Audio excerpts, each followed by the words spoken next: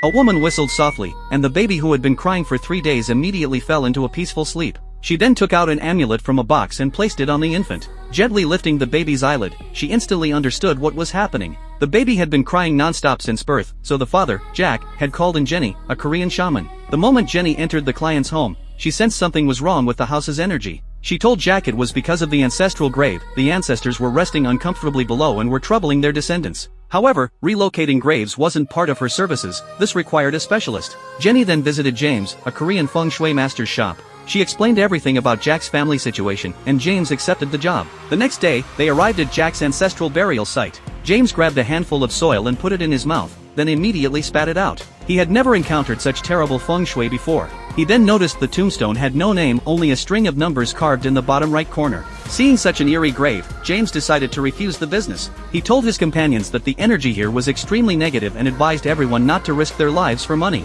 Just when everyone was worried, Jenny came up with a perfect solution. After preparations, they returned to the cemetery. Jenny had also brought 5 pigs and 5 grave diggers born in the year of the pig. Before starting work, she smeared horse blood on their foreheads, then cut their hair and stuffed it into the pigs' mouths. This way, the evil energy would be perfectly transferred to the pigs. Jack then struck the shovel hard on the grave mound, and the 5 workers began digging. 10 minutes later, the workers reached the coffin. When James stepped into the pit, he immediately felt an intense cold from below.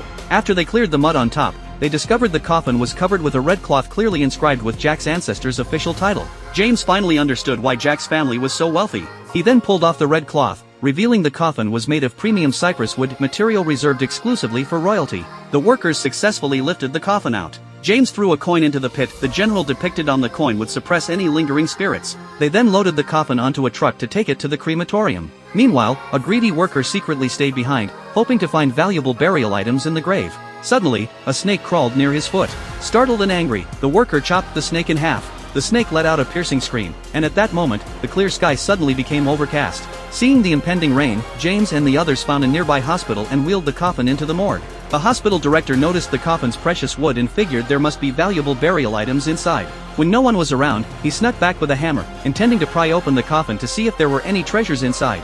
Just as he created a small opening, Jenny happened to catch him. She shouted to stop him, but it was too late. Something burst out from inside, and the powerful force knocked Jenny unconscious. Today's recommended film is The Unearthed Grave, a thriller from Korea. Unfortunately, due to copyright restrictions, I can only share this much with you. Those interested can search for the original film. Thank you for watching. I'll continue sharing exciting films with you daily. See you next time.